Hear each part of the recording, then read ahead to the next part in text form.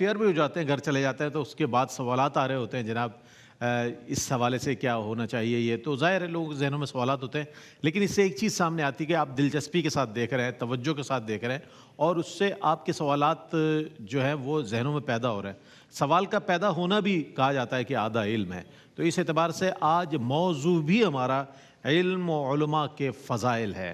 ظاہر ہے اسلام میں جس طرح علم کو ایک اہمیت دی گئی، تعلیم کو اہمیت دی گئی، اور معلم کو اہمیت دی گئی، متعلم کی کو اہمیت دی گئی، اسی طرح یعنی کہ ہم یہ سمجھتے ہیں کہ ابتدا سے لے کر اب تک جتنی کتابیں آپ پڑھ لیں علم کے حوالے سے، چاہے وہ قرآن کریم کے حوالے سے ہو، نبی کریم علیہ السلام کی احادیث ہوں، سب میں یہ احکامات مل رہے ہیں کہ علم حاصل کریں۔ تو اس حوالے سے آج بات کریں گے انشاءاللہ علم علماء کی فضیلت کے حوالے سے۔ علامہ مفتی محمد اکمل مدنی صاحب ممتاز و معروف عالم دین ہیں، اور الحمدللہ یہ ہماری خوشبختی ہے کہ ایسے جید علماء ہمیں میسر ہیں کہ جنہیں دنیا میں بہت اعتبار حاصل ہے، جن کی گفتگو سنی جاتی ہے، پسند کی جاتی ہے۔ تشریف فرمائے، السلام علیکم ورحمۃ اللہ وبرکاتہ۔ وعلیکم السلام ورحمۃ اللہ۔ اور آپ کے ساتھ تشریف فرمائے ممتاز و معروف عالم دین علامہ لیاقت حسین اظہری صاحب، ممتاز و معروف عالم دین ہے ماشاءاللہ، اور بہت وقی مطالعے کی روشنی میں گفتگو فرماتے ہیں۔ السلام علیکم ورحمۃ اللہ وبرکاتہ۔ وعلیکم السلام ورحمۃ اللہ وبرکاتہ۔ اور آپ کے ساتھ تشریف فرما ہے ممتاز و معروف عالم دین ماشاءاللہ، بڑی جہتیں آپ اپنے جوابات میں شامل کرتے ہیں، قرآن، حدیث، تاریخ، فلسفہ اور نہ جانے کتنے حوالوں کے ساتھ اپنے جوابات کو مکمل فرماتے ہیں۔ علامہ حافظ اویس احمد صاحب تشریف رکھتے ہیں، السلام علیکم ورحمۃ اللہ۔ وعلیکم السلام ورحمۃ اللہ۔ اچھا، یہ ویسے بھی شخصیات ماشاءاللہ تبحر علمی تو اپنی جگہ، لیکن بڑی مشفق اور مہربان شخصیات ہیں۔ یہ بات میں اپنے وقی مطلب مشاہدے کی روشنی میں کہہ رہا ہوں کہ بڑی محبتیں، بڑی ظاہر ان کے بیانات جو ہوتے ہیں، جو سوشل میڈیا اور ہم آپ دیکھتے ہیں تو بڑے سنجیدہ، بہت بڑی متانت ہے، لیکن شفقت بھی بہت زیادہ ہے۔ تو اللہ تعالیٰ ان کا سایہ سلامت رکھے۔ ہم آگے بڑھتے ہیں، اور ہمارے ساتھ ثنا خواہ بھی موجود ہے ماشاءاللہ، ثقلین رشید، دانیال شیخ، علی شبیر، تصدق رسول، آپ سب کا خیر مقدم ہے، السلام علیکم ورحمۃ اللہ وبرکاتہ۔ اچھا حضرت، علم کی فضیلت اور اہمیت پر ابتداً اگر آپ ارشاد فرمائیں تو ہمیں بہت اچھی بنیاد مل جائے گی، جس سے ہم مزید سوالات کو کشید کر کے آگے شامل کریں گے انشاءاللہ۔ اعوذ باللہ من الشیطان الرجیم، بسم اللہ الرحمن الرحیم۔ پہلے علم کی تعریف ہمیں سمجھنی چاہیے کہ اس کا لغوی معنی ہے ما بہل انکشاف۔ علم ایک ایسا آلہ ہے جس کے ذریعے انکشاف ہوتا ہے۔ انکشاف معنی کھل جانا، چیزیں کھل جاتی ہیں۔ اس سے پہلے چیزیں مخفی ہوتی ہیں، انسان ان پر مطلع نہیں ہوتا۔ جیسے جیسے علم حاصل ہوتا ہے، چاہے وہ تربیت کے ذریعے ہو، چاہے کتابوں کے ذریعے، اساتذہ یا صحبت کے ذریعے، پھر چیزیں منکشف ہونا شروع ہو جاتی ہیں۔ اور اگر منطق کے اعتبار سے دیکھیں تو الصورۃ الحاصلۃ عند العقل، علم ایک ایسی صورت کا نام ہے جو عقل میں حاصل ہو، یعنی موجود ہو۔ بعضوں نے کہا کہ حصول العلم یا حصول الصورہ یعنی صورت کا حاصل ہونا، مطلب انہوں نے کہا کہ اگر علم آپ نے سیکھ لیا، اب چاہے ذہن میں موجود نہ ہو، سمجھ لیں علم ہے۔ لیکن یہ والی جو میں نے پہلے تعریف کی وہ زیادہ جامع ہے کہ وہ صورت جو آپ کے ذہن میں موجود ہو۔ جیسے ایک ڈاکٹر سے آپ جا کر کہیں کہ والد صاحب کا آپریشن کروانا ہے، وہ کہے کر تو دوں گا لیکن جو پڑھا ہے ذہن میں نہیں ہے۔ اللہ، لاؤ بسم اللہ اپنے والد صاحب کے سامنے، تو آپ تو بڑی بھائی بڑے خطرناک بھائی رہنے دے، صورتحال ہوگی۔ حالانکہ اس نے سیکھا ہے، لیکن آپ کہتے ہیں تیرے ذہن میں اب علم موجود نہیں ہے، اس لیے یہ تعریف زیادہ اچھی رہتی ہے۔ تو اب اس کی روشنی میں اگر آپ دیکھیں تو معلوم ہوگا کہ علم کی بڑی فضیلت ہے کہ اس سے انکشاف ہوتا ہے۔ اسی لیے نبی کریم صلی اللہ علیہ وسلم نے ایک تو یہ ارشاد فرمایا کہ طلب العلم فریضۃ علی کل مسلم، علم کا حاصل کرنا ہر عاقل بالغ مرد و عورت پر لازم ہے۔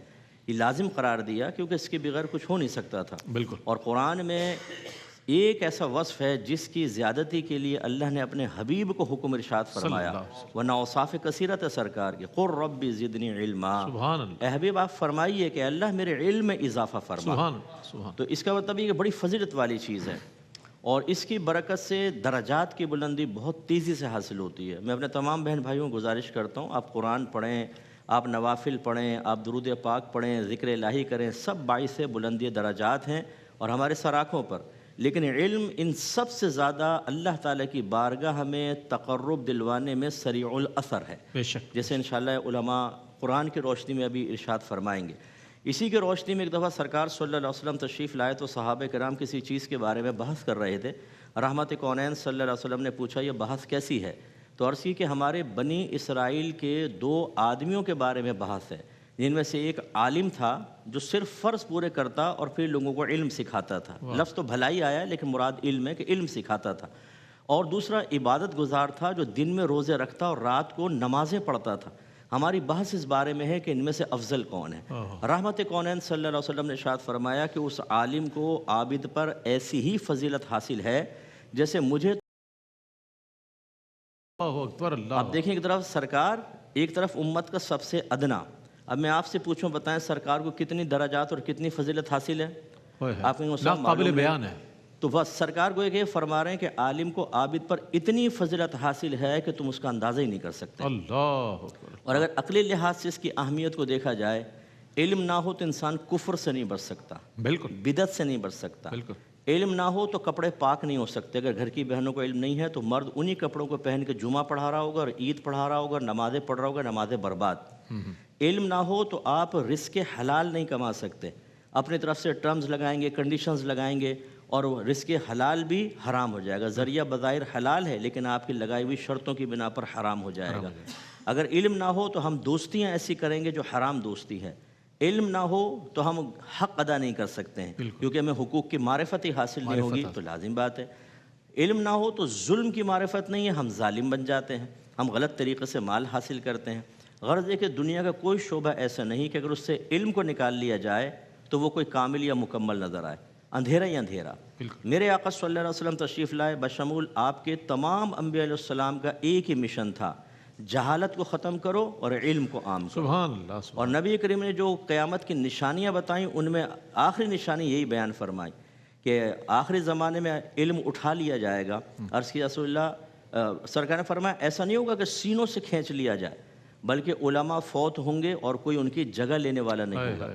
تو پھر لوگ جاہلوں کو اپنا رہنما بنا لیں گے اور ان سے مسائل دریافت کریں گے اور وہ غلط مسائل بتا کے خود بھی گمراہ ہوں گے اور لوگوں کو بھی گمراہ کریں گے۔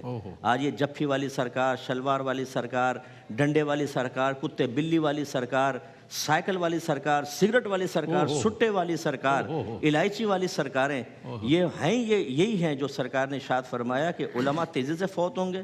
ہمیں اب شعور یہ حاصل نہیں ہے کہ عالم بناؤ، مفتی بناؤ، لیڈر تیار ہوں گے، لوگوں کو رہنمائی کریں گے، ہم ان کو چھوڑ بیٹھے۔ ہم نے یہ ان سرکاروں سے اپنے رابطے ملا کر ادھر سے منقطع کر کے ان سے رابطہ جوڑا، دیکھیں قوم کا حال کیا ہے۔ بالکل ایسا ہی۔ اور اگر ہم یہی کرتے رہے، علم کو اور علماء کو حقیر سمجھتے رہے تو تباہی و بربادی اتنی ہوگی کہ جسے کوئی اندازہ نہیں کر سکتا۔ اپنے بچے ہاتھ سے نکلیں گے، ہمارے بچے باہر کے ملکوں میں لوگ رو رو کے کہتے ہیں مجھ صاحب بچے ہمارے مرتد ہو رہے ہیں، ارتداد کی طرف بڑھ جائیں گے، دیگر چیزوں کی طرف بڑھیں گے۔ اس لیے علم انتہائی اہمیت کا حامل ہے اور اس کی اہمیت کو ہمیں سمجھنا ہی ہوگا ورنہ تباہی ہے۔ کیا بات۔ مفتی صاحب بڑے درد دل کے ساتھ ہمیشہ اپنے بیانات میں بھی جب بات کرتے ہیں، اگرچہ اس میں لہجہ ظاہر ہے، اس میں چونکہ درد دل رکھنے کی وجہ سے تھوڑا لہجہ سخت ہو جاتا ہے، لیکن بات بالکل صحیح ہے کہ علم دین سے ہم دور ہو گئے ہیں، جس کے سبب یہ اتنی بڑی سرکاریں جتنی گنوا دی ہیں اور اس سے بھی زیادہ ہیں، ہم لوگ اس طرف لگ گئے اور علم کو چھوڑ دیا ہم نے۔ معرفت ہوتی، اگر جانکاری ہوتی تو ظاہر اس طرف نہیں جاتا، چونکہ وہ تاریکی ہے اور روشنی جو ہے وہ علم ہے، اور علم جو ہے وہ ایک نور ہے کہ جو انسان کے ظاہر و باطن کو روشن کر دیتا ہے۔ اس حوالے سے ہم یہ جاننا چاہیں گے کہ آیا قرآن کریم میں اہل علم کی جو شان بیان ہوئی ہے، کیا کہنے، سبحان اللہ، قرآن بیان کر رہا ہے شان، کیا فرماتے ہیں؟ جی بہت شکریہ رئیس بھائی۔